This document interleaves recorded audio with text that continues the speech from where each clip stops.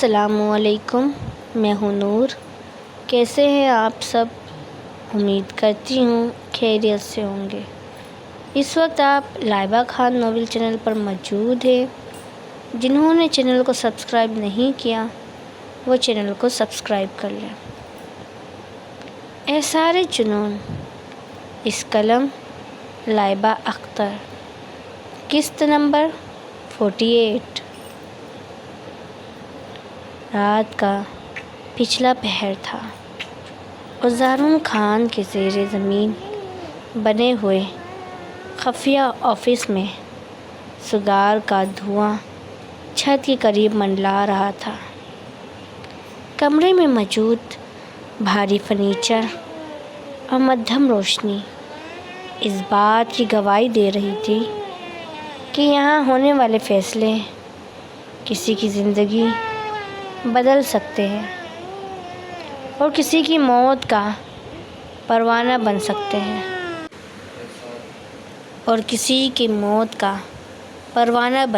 ہیں زارون خان، جسے دنیا ڈیول کے نام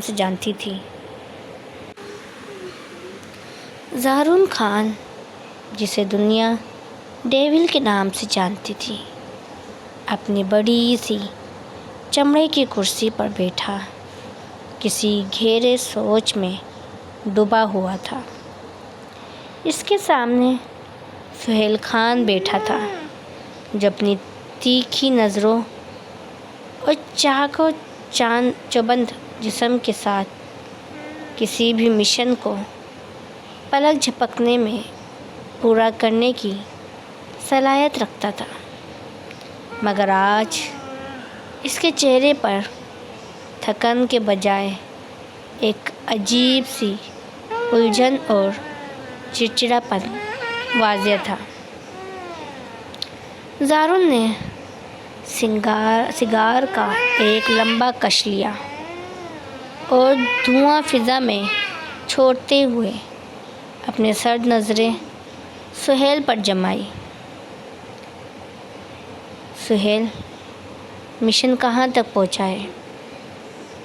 زارون کی آواز کمرے کی خاموشی کو چیرتی ہوئی نکلی۔ تم نے اینی سے نکاح کی بات آگے بڑھائی یا اب بھی وہیں پرانی جگہ کھڑے ہو؟ زارون کا سوال سیدھا تھا اور اس میں کسی بھی قسم کی گنجائش موجود نہیں تھی۔ سہیل خان نے جیسے ہی یہ سنا اس کے ماتھے پر بل پڑ گئے اور اس نے ناگواری سے پہلو بدلا۔ زارون، آخر تم چاہتے کیا ہو؟ سہیل نے چڑ کا جواب دیا۔ اس کا لہجہ بلند تھا۔ تم کیوں بار بار اس ایک لڑکی کے پیچھے پڑے ہو؟ میرے پاس ہزاروں آپشنز ہیں۔ میں کسی سے بھی نکاح کر سکتا ہوں۔ میرے رتبے اور میرے نام پر مرنے والیوں کی کمی نہیں ہے، تو پھر یہ ایک عام سی لڑکی ہی کیوں؟ کیا خاص ہے اس میں کہ تم چاہتے ہو میں اسے اپنا نام دوں اور اسے اپنے گھر لے جاؤں؟ سہیل کی آواز میں موجود بغاوت زارون کے لیے نئی نہیں تھی، مگر زارون نے اسے کوئی فوری جواب نہیں دیا۔ وہ خاموشی سے اسے دیکھتا رہا، جیسے وہ اس کے اندر کی بے چینی کو ناپ رہا ہو۔ زارون نے کرسی کو تھوڑا آگے جھکایا اور اپنی آواز کو مزید پست اور پرسار بنا لیا۔ سہیل، یہ تمہارے لیے صرف ایک نکاح ہو سکتا ہے، مگر میرے لیے یہ ایک ذمہ داری ہے۔ اینی کوئی عام لڑکی نہیں ہے، وہ میرے لیے میری اپنی بہن کی طرح ہے۔ اس کی حفاظت اور اس کا تحفظ میرے لیے اتنا ہی ضروری ہے جتنا میرا اپنا وجود۔ زارون کے ان الفاظ نے سہیل کو سکت کر دیا۔ اسے اپنی سماعتوں پر یقین نہیں آ رہا تھا۔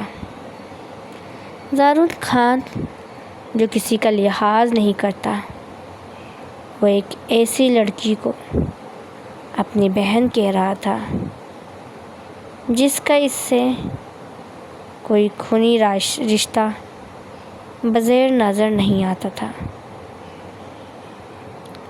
سہیل خان کی الجھن اب بڑھتی جا رہی تھی۔ وہ سمجھ نہیں پا رہا تھا کہ زارون اور اینی کے بیچ آخر رشتہ کیا ہے۔ وہ اسے بہنوں کی طرح ٹریٹ کر رہا تھا، مگر اس کے پیچھے چھپی کہانی کیا تھی؟ سہیل نے آنکھیں سکیڑ کر زارون کو دیکھا۔ زارون، تم مجھے الجھا رہے ہو۔ اگر وہ تمہاری بہن ہے تو تم اسے خود کیوں نہیں سنبھالتے؟ تم مجھے کیوں اسے چکر میں ڈال رہے ہو؟ زارون کے لبوں پر ایک تلخ مسکراہٹ آئی۔ سہیل، میں اسے اپنے ساتھ نہیں رکھ سکتا کیونکہ میرا نام ڈیول ہے۔ میری دشمنیاں اتنی بڑی ہیں کہ وہ میری چھاؤں میں بھی محفوظ نہیں رہے گی، مگر تمہارا نام، تمہارا رعب اور تمہارا تحفظ اسے وہ زندگی دے سکتا ہے جس کی وہ حقدار ہے۔ اسے دنیا کی تلخ باتوں سے بچانا ہے، اسے اس مقام پر بٹھانا ہے جہاں کوئی اسے میلی آنکھ سے نہ دیکھ سکے۔ زارون کی باتوں میں ایک عجیب سی تڑپ تھی، جیسے وہ واقعی اینی کے لیے فکر مند ہو۔ وہ بار بار سہیل کو اسی بات پر زور دے رہا تھا کہ اسے اینی کو اپنے تحفظ میں لینا ہی ہوگا، کیونکہ یہی اس کی مشن کا سب سے اہم حصہ تھا۔ سہیل خان اب بھی اس بات کو پوری طرح ہضم نہیں کر پا رہا تھا۔ وہ زارون کے اس بدلے ہوئے لہجے کو دیکھ کر حیران تھا۔ زارون نے دوبارہ اپنا دباؤ بڑھایا۔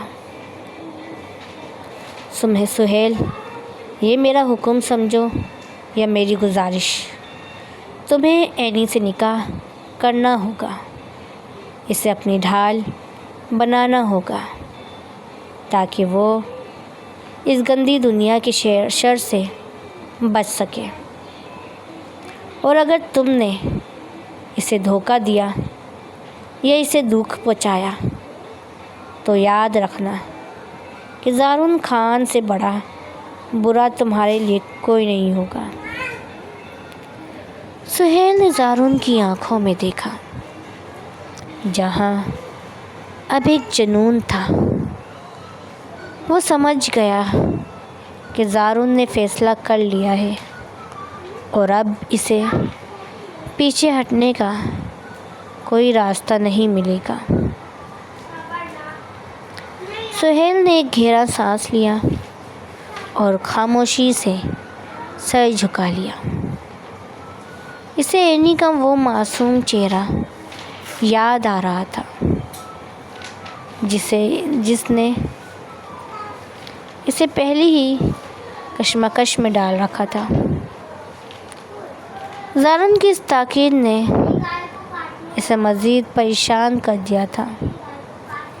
کہ آخر اس لڑکی کی زندگی میں ایسا کیا راز ہے جو زارون اسے اس قدر پروٹیکٹ کرنا چاہتا ہے۔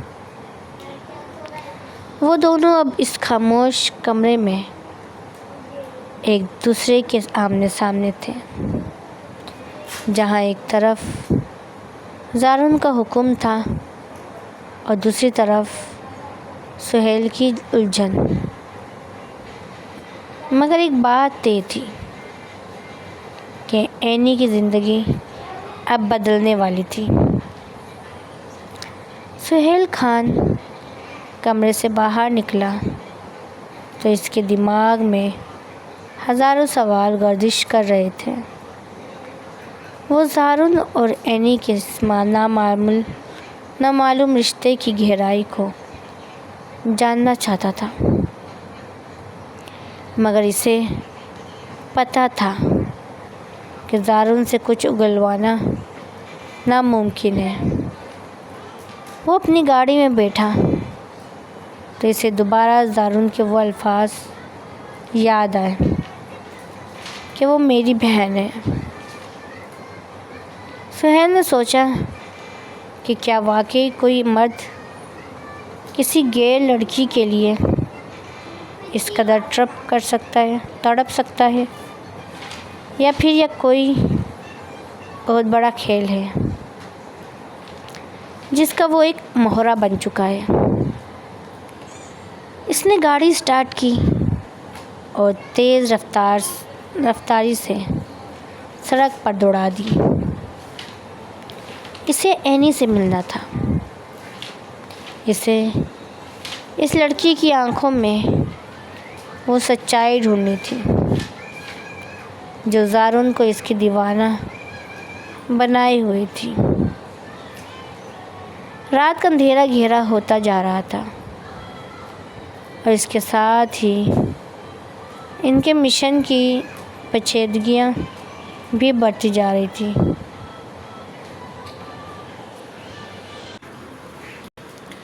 سہیل خان نے طے کر لیا تھا کہ وہ اس نکاح کے پیچھے چھپے اصل مقصد کو جان کر رہے گا، چاہے اسے اس کے لیے کسی بھی حد تک کیوں نہ جانا پڑے۔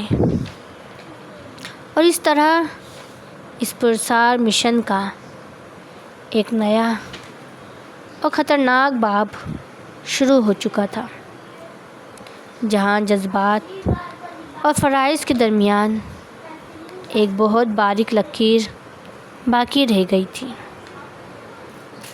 سہیل خان جب زارون سے ملاقات کے بعد گھر واپس لوٹا تو اس کے دماغ میں سوالوں کا ایک طوفان بھڑپا تھا۔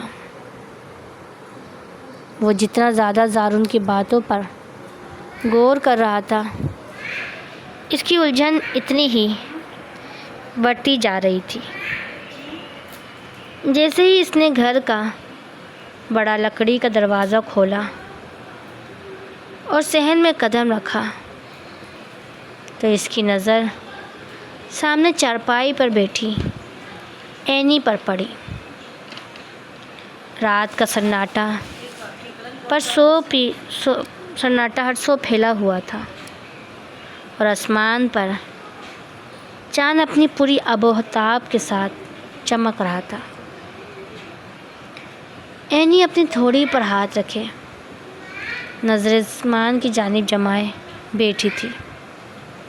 اس کی آنکھوں میں ایک ایسی اداسی اور محرومی تھی جو دور سے ہی محسوس کی جا سکتی تھی۔ وہ اپنی امی کی یادوں کے جھڑکوں میں کھوئی ہوئی تھی اور اس کے لب خاموشی سے کوئی دعا مانگ رہے تھے۔ اینی نے جیسے ہی دروازہ کھولنے اور سہیل کے بھاری قدموں کی چپ سنی، اس نے ایک پل کے لیے نظر اٹھا کر اسے دیکھا اور پھر فوراً رخ موڑ کر اسے نظر انداز کر دیا۔ اسے یقین تھا کہ سہیل خان ہمیشہ کی طرح خاموشی سے اوپر اپنے کمرے کی جانب بڑھ جائے گا، مگر آج صورتحال مختلف تھی۔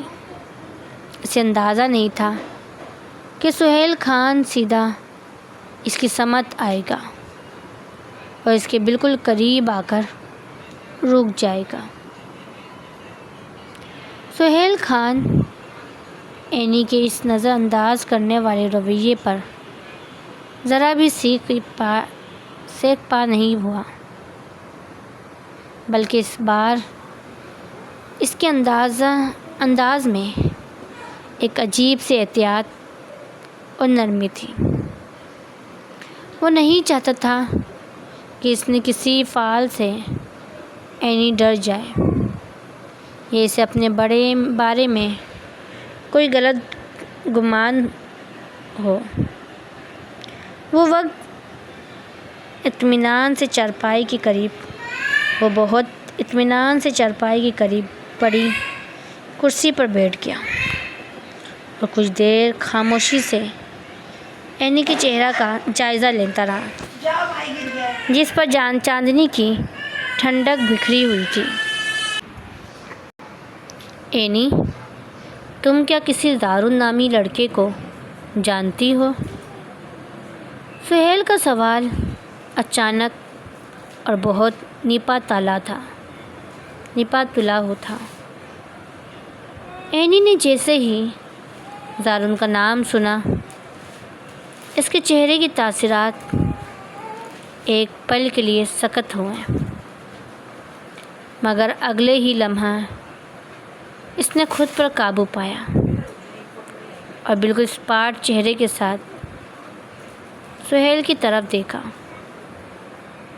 اس کی آنکھوں میں ایسی لکیر تھی جسے اس نام سے کوئی سروکار نہ ہو۔ سہیل نے اس کی خاموشی کو بھانپتے ہوئے اپنا دوسرا سوال داغا، تم کیا اپنے ماں باپ کی اکلوتی اولاد ہو؟ تمہارا باپ کہاں ہے؟ اور کیا تمہارا کوئی بھائی یا کوئی اور بہن بھی ہے؟ سہیل کی آواز میں جستجو تھی۔ وہ زارن کے اس بہن والے دعوے کی حقیقت تک پہنچنا چاہتا تھا۔ اینی کے چہرے پر ان سوالات کو سن کر بالکل ویسے ہی ری ایکشن ابھرے جیسے وہ اس بارے میں کچھ جانتی ہی نہ ہو، یا پھر وہ جان بوجھ کر سہیل کو ایسا شو کروا رہی تھی۔ سہیل خان اس کی اس خاموشی اداکاری یا حقیقت کا اندازہ لگانے میں مکمل طور پر ناکام ہو رہا تھا۔ اینی کی آنکھوں میں اب غصے کی چمک ابھرنے لگی تھی۔ اس نے اپنا دوپٹہ درست کیا اور کڑکدار لہجے میں سہیل کو جواب دیا، سہیل خان، آپ کون ہوتے ہیں مجھ سے یہ سب پوچھنے والے؟ میرے ماں باپ یا میری بہن بھائی کے بارے میں جاننا آپ کی ذمہ داری نہیں ہے، اور میں آپ کو یہ سب کیوں بتاؤں؟ کیا آپ نے مجھے یہاں قید کر رکھا ہے؟ کیا اب آپ میری نسلوں کا حساب لیں گے؟ اینی کی آواز میں موجود تلخی اور جرأت نے سہیل کو حیران کر دیا۔ وہ اسے اتنا کمزور سمجھ رہا تھا، مگر اس کے اندر تو ایک چٹان چھپی ہوئی تھی جو کسی بھی حملے کو سہنے کی طاقت رکھتی تھی۔ سہیل نے اس گھورتے ہوئے ڈرانے کی کوشش کی، مگر اس کی خوفناک گھوری کا اثر اینی پر بالکل بھی نہیں ہوا۔ وہ اب بھی اس وقار کے ساتھ اسے دیکھ رہی تھی۔ سہیل خان نے ایک بار پھر اپنی آواز کو نرم کرنے کی کوشش کی اور دوبارہ پوچھا، دیکھو اینی، میں صرف تمہاری بہتری کے لیے پوچھ رہا ہوں۔ اگر تمہارا کوئی بھائی یا باپ ہے تو وہ اس وقت کہاں ہے؟ تمہیں یہاں اس حال میں چھوڑ کر وہ لوگ کہاں غائب ہیں؟ اینی کو اب سہیل کی یہ تفتیش زہر لگنے لگی تھی۔ اس نے ایک لمبا سانس لیا اور کھڑے ہوتے ہوئے سہیل کو آخری وار کیا، مجھے نیند آ رہی ہے اور میں مزید آپ کے ان فضول سوالوں کا جواب دے کر اپنی رات خراب نہیں کرنا چاہتی۔ بہتر ہوگا کہ آپ یہاں سے چلے جائیں اور مجھے سکون سے رہنے دیں۔ اینی کا لہجہ اتنا حتمی تھا کہ سہیل خان کو نہ چاہتے ہوئے بھی وہاں سے اٹھنا پڑا۔ اسے سمجھ نہیں آ رہا تھا کہ وہ اینی کی اس بیزاری کو اس کی معصومیت سمجھے یا اس کی کوئی گہری چال۔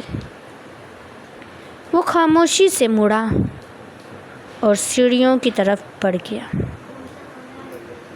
مگر اس کے دل و دماغ میں اب بھی زارون اور اینی کے درمیان کا اور پوشیدہ رشتہ کسی مومی کی طرح الجھا ہوا تھا۔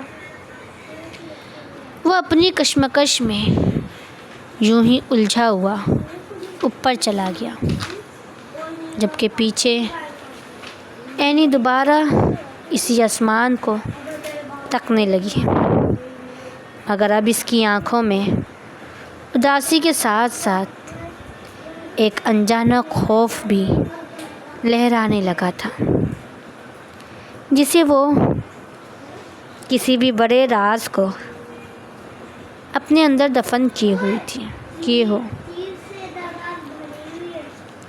سہیل خان اپنے کمرے میں پہنچ کر بیڈ پر لیٹ گیا، مگر نیند اس کی آنکھوں سے کوسوں دور تھی۔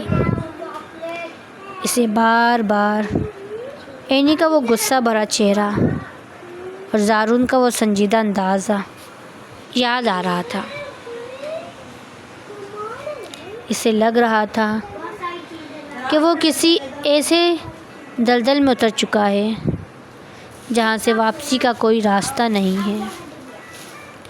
وہ جتنا سچ کے قریب جانے کی کوشش کرتا، سچ اس سے اتنا ہی دور بھاگ رہا تھا۔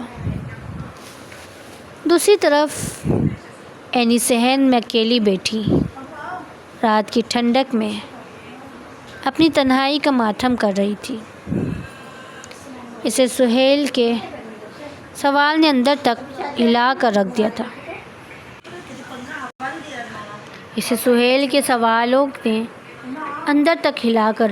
تھا۔ اسے ڈر تھا کہ کہیں سہیل ان باتوں تک نہ پہنچ جائے جنہیں وہ ہمیشہ کے لیے بھلا دینا چاہتی تھی۔ وہ دونوں اپنے اپنے اثار میں قید تھے اور رات کا سناٹا ان کے درمیان کی اس خلیج کو مزید گہرا کر رہا تھا۔ سہیل نے طے کر لیا تھا کہ وہ کل دوبارہ کوشش کرے گا، مگر اسے یہ بھی پتہ تھا کہ اینی کو توڑنا اتنا آسان نہیں ہوگا جتنا وہ سمجھ رہا تھا۔ یہ خاموش جنگ اب ایک نئے رخ پر مڑ چکی تھی، جہاں جذبات اور راز ایک دوسرے سے برسے پیکر تھے۔ حویلی کی فضاؤں میں ان دونوں کے دونوں ایک عجیب سی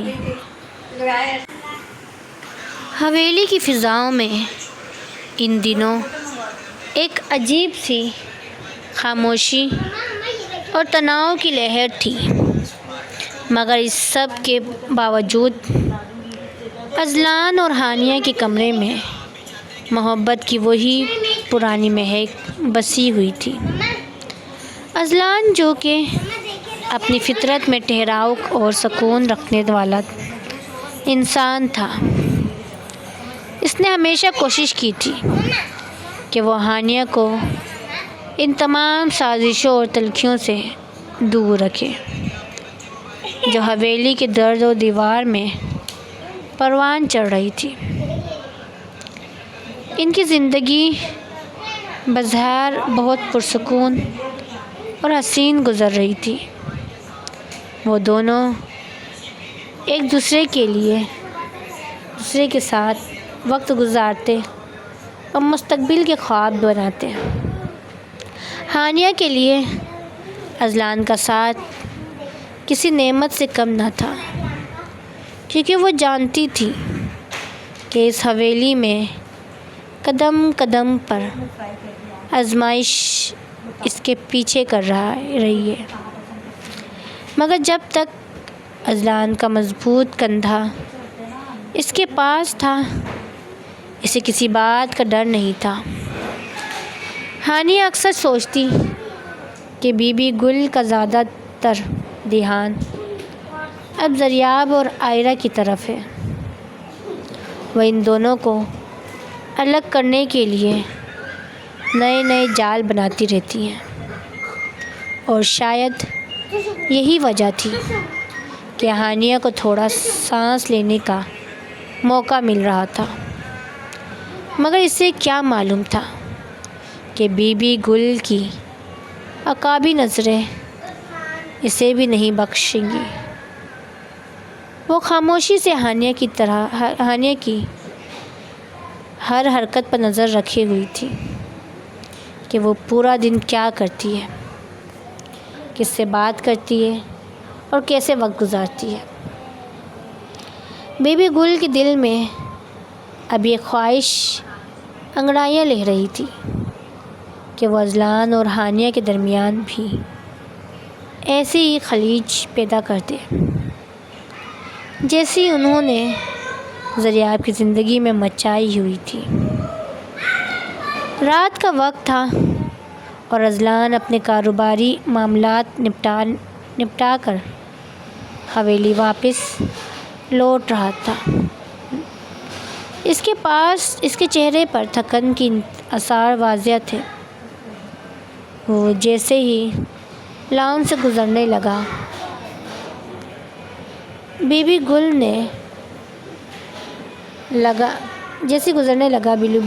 نے اسے آواز دے کر اپنے پاس بلا لیا۔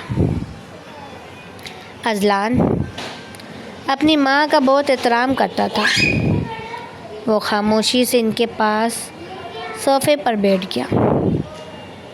بی بی گل نے ایک لمبا سانس لیا اور چہرے پہ مظلومیت کے تاثرات سجاتے ہوئے اذلان کے ہاتھ پر اپنا ہاتھ رکھا۔ اذلان بیٹا، میں سوچ رہی تھی کہ تم تو پورا دن باہر ہوتے ہو، تمہیں کیا پتہ کہ اس گھر میں میرے ساتھ کیا سلوک ہو رہا ہے۔ اذلان نے حیرت سے ماں کی طرف دیکھا۔ کیا ہوا اماں، خیریت تو ہے نا؟ بی بی گل نے آنکھوں میں مصنوعی آنسو لاتے ہوئے کہا، بیٹا آج تمہاری بیوی نے حد ہی کر دی۔ میں نے اسے ذرا سا ٹوکا کہ کچن کا کام ٹھیک سے نہیں ہوا تو اس نے آگے سے مجھے ایسے تیکھے جواب دیے کہ میرا کلیجہ منہ کو آ گیا۔ اس نے تو یہاں تک کہہ دیا کہ اب اس گھر پر اس کا راج ہے اور مجھے ایک کونے میں بیٹھ جانا چاہیے۔ اذلان کے لیے یہ سب سننا بہت تکلیف دہ تھا، مگر وہ ہانیہ کی فطرت سے بھی واقف تھا۔ وہ جانتا تھا کہ ہانیہ ایسی بدتمیزی نہیں کر سکتی، بلکہ اسے تو کچن کا کوئی بھی کام آتا ہی نہیں تھا سوائے چائے بنانے کے، مگر ماں کی بات کو جھٹلانا بھی اس کے لیے ناممکن تھا۔ اس نے خاموشی سے سر جھکا لیا اور بی بی گل کی کان بھرنے والے ہر جملے کو سنتا رہا۔ بی بی گل نے اپنی طرف سے کوئی کسر نہیں چھوڑی۔ انہوں نے ہانیہ کے بارے میں ایسی الٹی سیدھی کہانیاں سنائی کہ اذلان کا دماغ گھومنے لگا، مگر اس نے اپنی ماں کے سامنے صرف عصبت میں سر ہلایا تاکہ وہ مزید پریشان نہ ہو، لیکن اس کے دل میں ایک عجیب سی بے چینی پیدا ہو چکی تھی۔ جب اذلان اوپر اپنے کمرے میں پہنچا تو ہانیہ پہلے سے ہی اس کا انتظار کر رہی تھی۔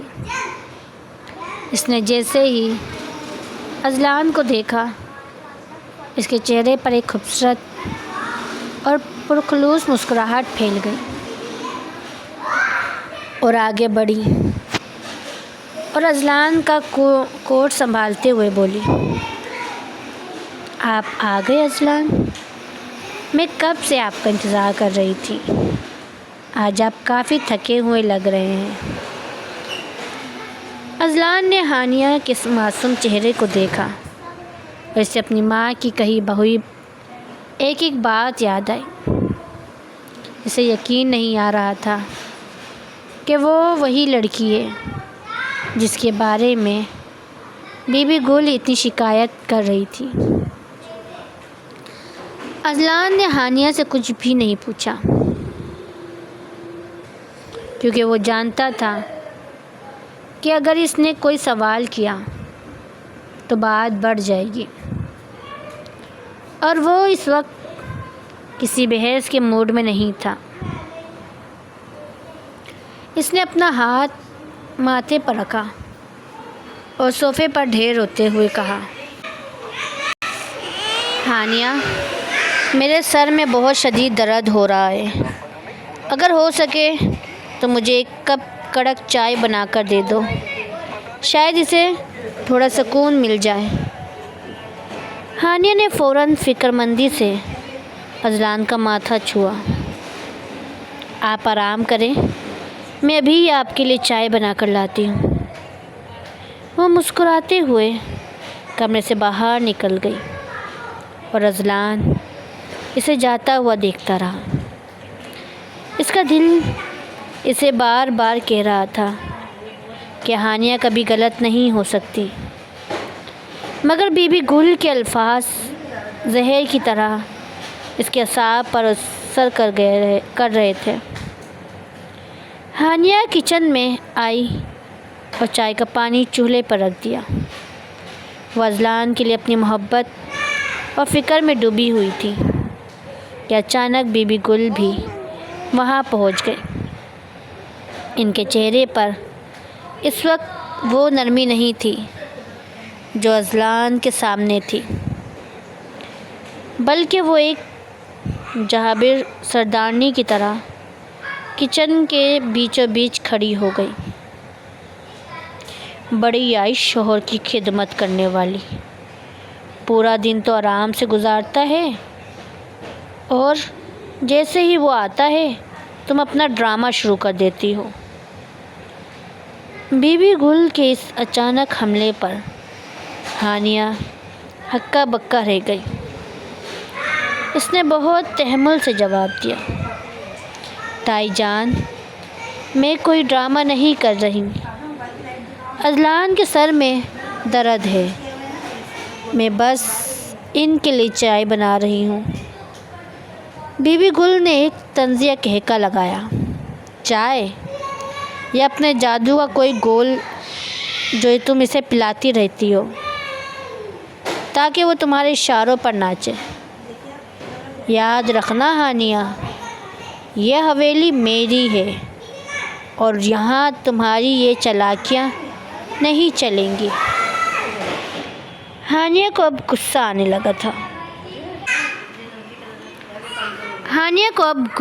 لگا تھا۔ اس نے چائے کا کپ میں ڈالتے ہوئے کہا، تائی جان، میں نے ہمیشہ آپ کا احترام کیا ہے، مگر اس کا یہ مطلب نہیں ہے کہ آپ جب چاہیں مجھے ذلیل کریں۔ میں اذلان کی بیوی ہوں، کوئی ملازمہ نہیں۔ ان دونوں کے درمیان جملوں کا تبادلہ تیز ہوتا گیا اور ہانیہ کا لہجہ بھی اب تھوڑا سخت ہونے لگا تھا، کیونکہ بی بی گل مسلسل اسے اور اس کی ماں کے خاندان کو نشانہ بنا رہی تھی۔ طلاق کلامی اس حد تک بڑھ گئی کہ ہانیہ نے تنگ آ کر بی بی گل کو وہ جواب دے دیا جو اس کے وہم و گمان میں بھی نہیں تھا۔ بی بی گل نے جب ہانیہ کو کہا کہ تم جیسی لڑکیاں صرف گھر توڑنا جانتی ہیں، تو ہانیہ نے قبض زور سے سلیپ پر رکھا اور کڑک کر بولی، تائی جان، گھر میں نہیں بلکہ آپ توڑ رہی ہیں۔ آپ کی عادت ہو گئی ہے دوسروں کی زندگیوں میں زہر گھولنے کی۔ آپ کو ہضم ہی نہیں ہوتا کہ کوئی سکون سے رہے۔ اگر آپ اپنی گھٹیا حرکتوں سے باز نہ آئی تو یاد رکھیے گا کہ آپ کا اپنا بیٹا آپ سے دور ہو جائے گا۔ ابھی ہانیہ کے الفاظ ہوا میں ہی ملک ہی تھے کہ کچن کے دروازے پر اذلان نمودار ہوا۔ اس نے ہانیہ کا وہ جملہ سن لیا تھا جہاں وہ بی بی گل کو گھٹیا کہہ رہی تھی۔ اذلان کے پاؤں تلے سے زمین نکل گئی۔ اسے اپنی آنکھوں اور کانوں پر یقین نہیں آ رہا تھا کہ ہانیہ اس کی ماں سے اس لہجے میں بات کر رہی ہے۔ بی بی گل نے جیسے ہی اذلان کو دیکھا، انہوں نے فوراً اپنے چہرے پر مظلومیت طاری کر لی اور دیوار سے لگ کر رونے کا ڈرامہ کرنے لگی، جیسے ہانیہ نے ان پر ہاتھ اٹھایا ہو۔ ہانیہ، اذلان کی آواز پورے کچن میں دھاڑ کی طرح گونجی۔ ہانیہ کا دل دھک سے رہ گیا۔ اس نے پلٹ کر دیکھا تو اذلان کی آنکھوں میں اپنے لیے بے پناہ غصہ دیکھا۔ اذلان آگے بڑھا اور ہانیہ کے ہاتھ سے چائے کا کپ چھین کر ایک طرف پٹک دیا۔ تمہاری یہ جرأت، تم میری ماں سے اس لہجے میں بات کر رہی ہو؟ کیا یہی تمہاری تربیت ہے؟ ہانیہ نے روتے ہوئے اسے سمجھانے کی کوشش کی۔ اذلان، میری بات سنیں۔ تائی جان نے مجھے پہلے بہت کچھ کہا۔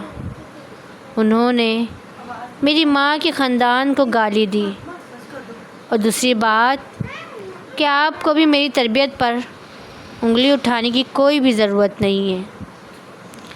مگر اذلان نے اسے بولنے کا موقع ہی نہیں دیا۔ خاموش ہو جاؤ ہانیہ، میں نے اپنے کانوں سے سنا ہے کہ تم انہیں کیا کہہ رہی تھی۔ میں سمجھتا تھا کہ میری ماں غلط ہے، وہ تمہارے بارے میں بلا وجہ شکایت کرتی ہے، مگر آج میں نے خود دیکھ لیا کہ تم کتنی بدتمیز اور بدلحاظ عورت ہو۔ بی بی گل پیچھے کھڑی اندر ہی اندر مسکرا رہی تھی۔ ان کا تیر نشانے پر بیٹھا تھا۔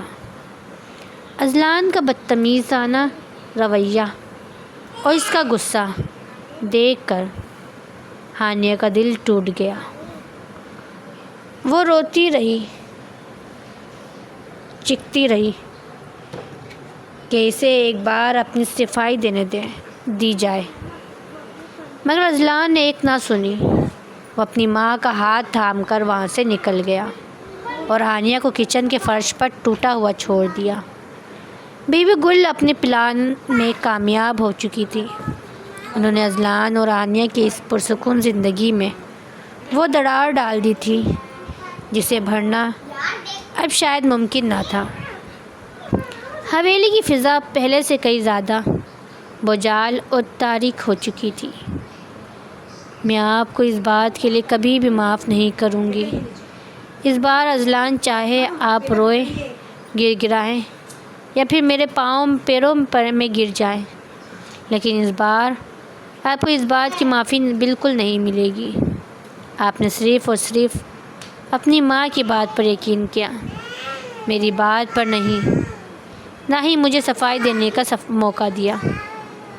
اس بار یہ ہانیہ آپ کو معاف نہیں کرے گی۔ ہانیہ نے بڑی پرزم لہجے میں کہا، اور اس بار وہ واقعی میں اذلان کو معاف کرنے کے بارے میں سوچ تک بھی نہیں رہی تھی۔ جاری ہے۔ سو گائز، کیسی لگی آپ لوگوں کو آج کی ایپیسوڈ؟ کمنٹ سیکشن میں اپنی رائے کا اظہار ضرور کریے۔ ساتھ ہی ساتھ چینل کو سبسکرائب کر دیں، ویڈیو کو لائک کر دیں۔ انشاءاللہ ملتے ہیں پھر نیکسٹ ایپیسوڈ میں۔ اوکے، اللہ حافظ۔